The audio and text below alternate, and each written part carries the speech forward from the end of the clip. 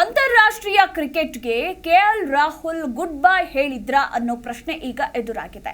ಯಾಕಂದ್ರೆ ಸೋಷಿಯಲ್ ಮೀಡಿಯಾದಲ್ಲಿ ಒಂದು ಪೋಸ್ಟ್ ಹರಿದಾಡ್ತಾ ಇದ್ದು, ಆ ಪೋಸ್ಟ್ ನಕಲಿನಾ ಅಥವಾ ಅಸಲಿಯೋ ಗೊತ್ತಾಗ್ತಾ ಇಲ್ಲ. ಸಾಕಷ್ಟು ಯೋಚಿಸಿದ ಬಳಿಕ ಕ್ರಿಕೆಟ್ಗೆ ನಿವೃತ್ತಿಗೆ ನಿರ್ಧಾರ ತೆಗೆದುಕೊಳ್ಳಲಾಗಿದೆ. ನನ್ನನ್ನ ಬೆಂಬಲಿಸಿದ ಕುಟುಂಬ, ಸ್ನೇಹಿತರು ಹಾಗೆ ತಂಡಕ್ಕೆ ಕೃತಜ್ಞತೆಗಳು. ಅನುಭವಗಳು, ನೆನಪುಗಳು ನಿಜವಾಗಿಯೂ ಕೂಡ ಬೆಲೆ ಕಟ್ಟಲಾಗದವು. ಪ್ರತಿಭಾವಂತ ಕ್ರಿಕೆಟಿಗರೊಂದಿಗೆ ಆಡಿದ್ದು ನನಗೆ ಹೆಮ್ಮೆ ತಂದಿದೆ.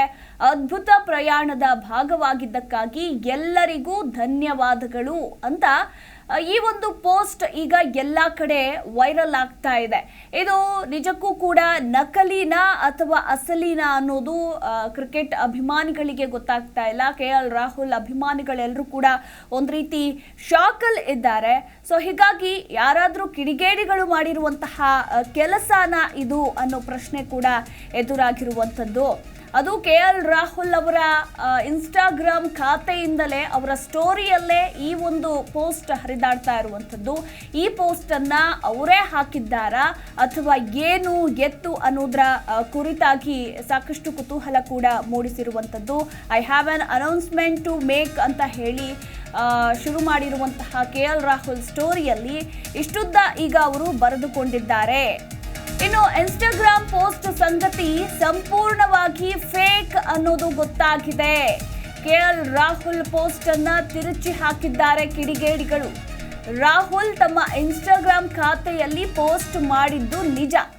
ನಾನು ನಿಮ್ಮ ಬಳಿ ಏನೇನೋ ಹೇಳಬೇಕಿದೆ, ಕಾಯುತ್ತಿರಿ ಅಂತ ಕೆಎಲ್ ರಾಹುಲ್ ಸ್ಟೋರಿಯನ್ನ ಹಾಕೊಂಡಿದ್ದಾರೆ. ಇದು ನಿಜ.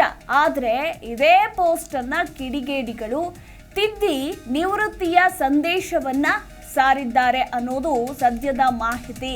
ಸೊ ಹೀಗಾಗಿ ಈಗೇನು ನಿವೃತ್ತಿ ಘೋಷಿಸಿರುವಂತಹ ಈ ಒಂದು ಪೋಸ್ಟ್ ಕೆಎಲ್ ರಾಹುಲ್ ಮಾಡಿಲ್ಲ. ಇದು ಕಿಡಿಗೇಡಿಗಳ ಕೆಲಸ ಅನ್ನೋದು ಗೊತ್ತಾಗಿದೆ.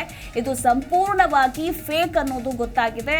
ಹೀಗಾಗಿ ಕ್ರಿಕೆಟ್ ಅಭಿಮಾನಿಗಳು, ಕೆಎಲ್ ರಾಹುಲ್ ಅಭಿಮಾನಿಗಳು ಯಾರೂ ಕೂಡ ಆತಂಕ ಪಡುವ ಅವಶ್ಯಕತೆ ಇಲ್ಲ. ಕೆಎಲ್ ರಾಹುಲ್ ನಾನು ನಿಮ್ಮ ಬಳಿ ಏನೇನೋ ಹೇಳಬೇಕಾಗಿದೆ, ಕಾಯುತ್ತೀರಿ ಅನ್ನೋದನ್ನ ಮಾತ್ರ ಸ್ಟೋರಿಗೆ ಹಾಕೊಂಡಿದ್ರು. ಅದನ್ನ ಹೊರತುಪಡಿಸಿ ಇದನ್ನೆಲ್ಲ ಈಗೇನು ಒಂದು ಕಡೆ ನೋಡ್ತಾ ಇದ್ದೀರಾ ನೀವು ದೃಶ್ಯಾವಳಿಗಳಲ್ಲಿ, ಸಾಕಷ್ಟು ಯೋಚಿಸಿದ ಬಳಿಕ ನಾನು ಕ್ರಿಕೆಟ್ಗೆ ನಿವೃತ್ತಿಯ ನಿರ್ಧಾರವನ್ನ ತೆಗೆದುಕೊಂಡಿದ್ದೇನೆ, ಎಲ್ರಿಗೂ ಕೃತಜ್ಞತೆಗಳು. ಈ ಒಂದು ಸೆಂಟೆನ್ಸ್ ಅನ್ನ ಕೆಎಲ್ ರಾಹುಲ್ ಬರ್ದಿಲ್ಲ ಅನ್ನೋದು ಸದ್ಯದ ಅಪ್ಡೇಟ್. ಈ ಕುರಿತಾಗಿ ನಮ್ಮ ಪ್ರತಿನಿಧಿ ಮಲ್ಲಿಕಾರ್ಜುನ್ ಪಾಟೀಲ್ ಇನ್ನೂ ಹೆಚ್ಚಿನ ಮಾಹಿತಿ ಕೊಡ್ತಾರೆ. ಪಾಟೀಲ್, ಒಂದ್ ರೀತಿ ಕ್ರಿಕೆಟ್ ಅಭಿಮಾನಿಗಳು ಒಂದು ಕ್ಷಣ ದಂಗಾಗೋದ್ರು ಅಂತಾನೆ ಹೇಳಬಹುದು. ನಿಜಕ್ಕೂ ಅಂತಾರಾಷ್ಟ್ರೀಯ ಕ್ರಿಕೆಟ್ಗೆ ಕೆಎಲ್ ರಾಹುಲ್ ಗುಡ್ ಬೈ ಹೇಳೇ ಬಿಟ್ರ ಅಂತ. ಬಟ್ ಇದೊಂದು ಫೇಕ್ ಪೋಸ್ಟ್ ಅನ್ನೋದು ಗೊತ್ತಾಗ್ತಾ ಇದೆ. ಈ ಬಗ್ಗೆ ಹೆಚ್ಚಿನ ಡೀಟೇಲ್ಸ್. ಎಸ್ ಮಧುಮಲ, ಈಗಾಗಲೇ ಭಾರತ ತಂಡದಲ್ಲಿ ಕರ್ನಾಟಕವನ್ನ ಪ್ರತಿನಿಧಿಸುವಂತಹ ಏಕೈಕ ಆಟಗಾರ ಅಂತಂದ್ರೆ ಅದು ಕೆಎಲ್ ರಾಹುಲ್. ಅವರು ಈಗ ಸಾಕಷ್ಟು ಸರಣಿಗಳಲ್ಲಿ ಅವಕಾಶಗಳನ್ನ ಕೊಡ್ತಾ ಇದ್ರು ಕೂಡ ಸಂಪೂರ್ಣವಾಗಿ ವೈಫಲ್ಯವನ್ನ ಹೊಂದ್ತಾ ಇದ್ದಾರೆ. ಇದೇ ಸಂದರ್ಭದಲ್ಲಿ ಅವರು ಒಂದು ಪೋಸ್ಟ್ ಅನ್ನ ಮಾಡಿದ್ರು. ನಾನು ಸದ್ಯದ್ರಲ್ಲೇ ತಮ್ಗೆ ಏನೋ ಹೇಳ್ಬೇಕು ಅನ್ನುವಂಥದ್ದು ಒಂದು ಪೋಸ್ಟ್ ಇತ್ತು.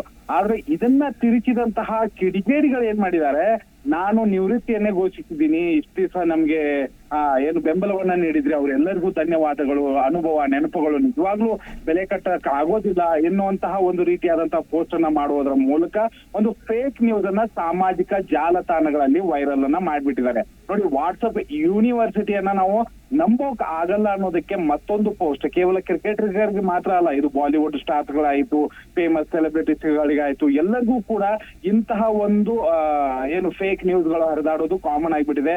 ಅದೇ ರೀತಿಯಾಗಿ ಈಗ ಕೆಎಲ್ ರಾಹುಲ್ ಅವರ ಸರದಿ ಅವರ ಹೆಸರಿನಲ್ಲೂ ಕೂಡ ಈಗ ನಾನು ನಿವೃತ್ತಿಯನ್ನ ಗಳಿಸ್ತಾ ಇದ್ದೀನಿ ಅನ್ನುವಂತಹ ಒಂದು ಮಾತನ್ನ ಪೋಸ್ಟ್ ಮುಖಾಂತರ ಹರಿಬಿಡ್ತಾ ಇದ್ದಾರೆ. ಇದು ಸಂಪೂರ್ಣವಾಗಿ ಸುಳ್ಳು ಗೊತ್ತಾಗ್ತಾ ಇದೆ. ಇದು ಕೇವಲ ಊಹಾಪೋಹ ಅಷ್ಟೇ.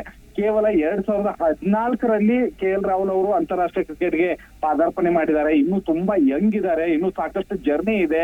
ಕೇವಲ 1, 2, 3 ಸರಣಿಗಳು ವೈಫಲ್ಯ ಹೊಂದಿರೋದ್ರಿಂದ ಈ ರೀತಿಯಾದಂತಹ ಪೋಸ್ಟ್ಗಳು ಸಿಕ್ಕಾಪಟ್ಟಿ ಕ್ರಿಕೆಟ್ ಅಭಿಮಾನಿಗಳನ್ನ ನೋವು ಮಾಡಿದೆ. ಕೇವಲ ಸಡನ್ಲಿ ಯಾರಾದ್ರೂ ನೋಡ್ಬಿಟ್ರೆ ಕೆಎಲ್ ರಾಹುಲ್ ನಿವೃತ್ತಿ ಹೊಂದ್ಬಿಟ್ರ ಅನ್ನುವಂತಹ ಭಾವನೆ ಬರುತ್ತೆ. ಅಂತಹ ಪೋಸ್ಟ್ ಗಳನ್ನ ಯಾರು ನಂಬೇಡಿ ಅಂತ ಹೇಳಿ ಕೂಡ BCCI ಕೂಡ ಹೇಳಿದೆ. ಬಟ್ ಈ ಎಲ್ಲಾ ಸಂದರ್ಭಗಳಲ್ಲಿ ಕೆಎಲ್ ರಾಹುಲ್ ನಿವೃತ್ತಿಯನ್ನ ಹೊಂದ್ತಾ ಇಲ್ಲ. ಅವ್ರು ಇನ್ನೂ ಕ್ರಿಕೆಟ್ ಜರ್ನಿ ತುಂಬಾ ದೂರ ಇದೆ. ಇನ್ನು ಕ್ಯಾಪ್ಟನ್ ಆಗ್ಬೇಕು, ಇನ್ನು ಅವ್ರು ವಿಶ್ವಕಪ್ ಗೆಲ್ಬೇಕು ಅನ್ನುವಂತ ಮಹದಾಸೆಯನ್ನ ಇಟ್ಕೊಂಡು ಈ ಒಂದು ಅಂತಾರಾಷ್ಟ್ರೀಯ ಕ್ರಿಕೆಟ್ಗೆ ಪದಾರ್ಪಣೆ ಮಾಡಿದ್ದಾರೆ. ಅದರ ಜೊತೆಗೆ ಈ ಸರಿ RCBಗೂ ಕೂಡ KL ರಾಹುಲ್ ಬರ್ತಾರೆ ಅನ್ನುವಂತಹ ಮಾಹಿತಿಗಳು ಇದಾವೆ. ಈ ನಡುವೆ ಈ ಒಂದು ಪೋಸ್ಟ್ ಖಂಡಿತವಾಗ್ಲೂ ಫೇಕ್, ಯಾರು ಕೂಡ ನಂಬಾರ್ದು ಅಂತ ಹೇಳೋದಕ್ಕೆ ಇಷ್ಟಪಡ್ತೀವಿ. ಎಸ್, ಥ್ಯಾಂಕ್ ಯು ನಿಮ್ಮೆಲ್ಲ ಮಾಹಿತಿಗಾಗಿ ಪಾಟೀಲ್.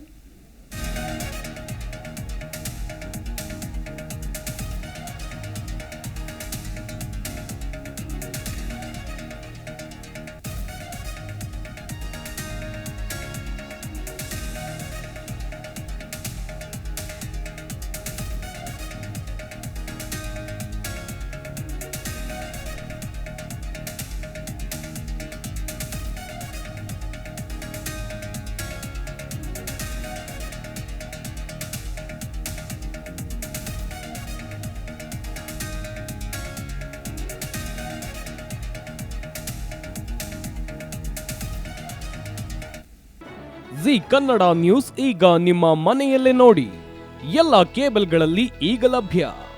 ಸನ್ Direct 292, Jio TV 1334, U Digital 162, City Cable 51, GTPL 17, Abhishek Cables 821, Rock Line telecommunication 51, Shri Basaveshwara number 60, Vinayaka digital number 53, in digital number 896ರಲ್ಲಿ.